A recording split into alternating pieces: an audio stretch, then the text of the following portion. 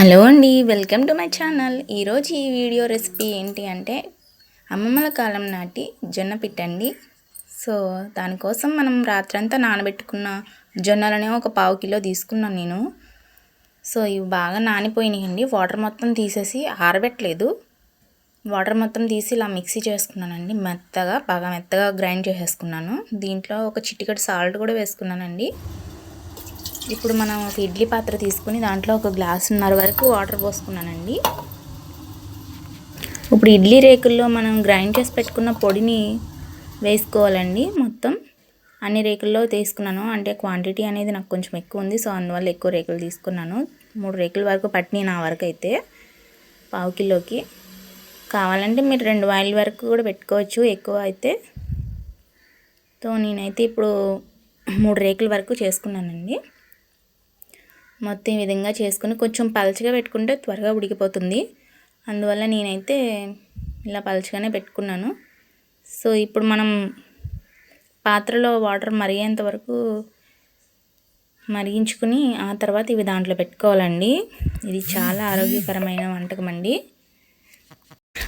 ఆడపిల్లలకి అయితే ముఖ్యంగా మెచ్యూర్ అయినప్పుడు మాత్రం బాగా పెడతారండి. ఇది ఎక్కువ చాలా ఆరోగ్యకరమైన ఆహారం అండి ఇదైతే.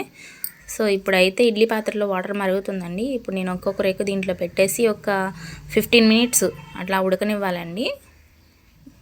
హైలో కాదు, మరీ లోలో కాదు, మీడియం ఫ్లేమ్లో పెట్టాలండి.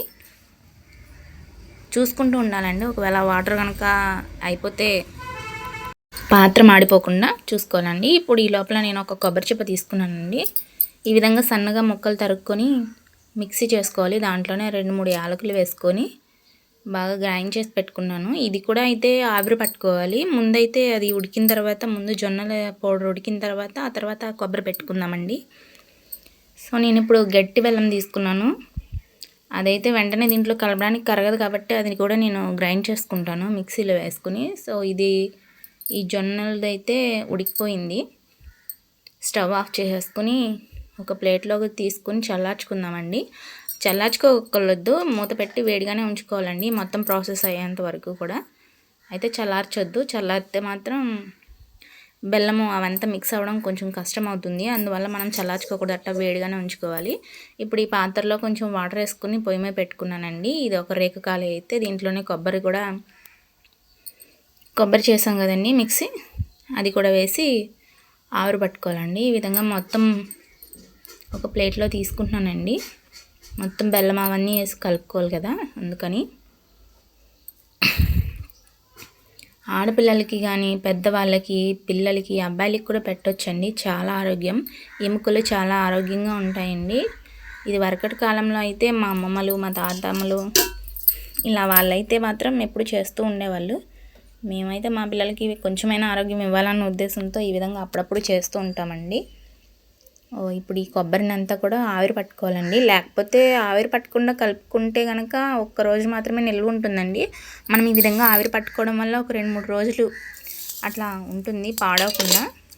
కొబ్బరి అనేది మరి వాటర్ తొందరగా పాడైపోతుంది కదండి, అందువల్ల కొంచెం ఆవిరి పట్టుకున్నా. ఇప్పుడు ఇదే మిక్సీ జార్లో, ఇది గట్టి బెల్లం కదండి, కొంచెం పౌడర్ చేసుకుంటున్నాను నేను.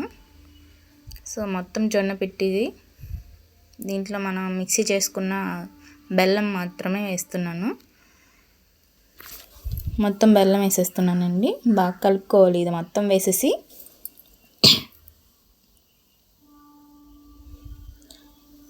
ఈ వీడియో తప్పకుండా ట్రై చేయండి. వంటకం అనేది చాలా ఆరోగ్యకరమైంది, మీ పిల్లలకి పెట్టచ్చండి. అసలు చాలా ఎముకలు అనేది చాలా ఈ మధ్యకాలంలో బాగా బలహీనమైపోతున్నాయి. ఇలాంటి సమయంలో మనం ఇలాంటి వంటకాలు అప్పుడప్పుడు ట్రై చేస్తూ ఉండాలండి. మనం పిల్లలకి ఆస్తులు ఇచ్చినా ఇవ్వకపోయినా ఆరోగ్యాన్ని ఇవ్వాలి కదా. సో అందువల్ల నేను ఇలా కొంచెం ఆరోగ్యకరమైన వంటలు అప్పుడప్పుడు చూపిస్తుంటాను. సో మీరు కూడా ట్రై చేయండి, ఎంతో ఆరోగ్యకరమేనండి. డాక్టర్లు కూడా ఈ మధ్యన అసలు చిరుధాన్యాలు తినాలి అని చెప్తున్నారు. అప్పుడప్పుడు ఇలా జొన్నలతోనూ రాగులతో కూడా ట్రై చేయొచ్చండి ఈ వంటకం. సో ఇదైతే ఒక 5 మినిట్స్ ఉడికించానండి. ఇప్పుడు ఈ కొబ్బరిని కూడా మనం దీంట్లో కలిపేసుకుంటున్నాము. బెల్లం అనేది తొందరగా కరగదు, అందువల్ల వేడిగా ఉన్నప్పుడు మాత్రమే కలుపుకోవాలండి.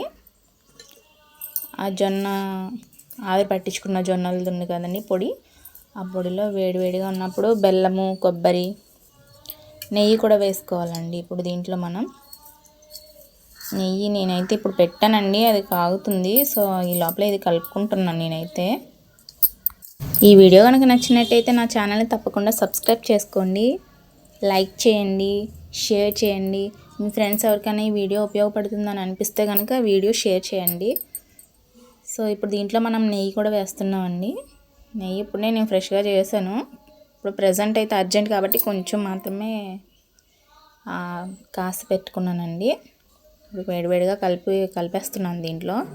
మొత్తం ఇది మాత్రం చాలా రుచిగా ఉంటుందండి. అస్సలు ఇది వద్దనడానికి కూడా అసలు అవకాశం ఉండదు, అంత బాగుంటుంది. తినే కొద్దీ తినాలనిపిస్తుంది, దానికి తగ్గ ఆరోగ్యం కూడా ఉంటుందండి.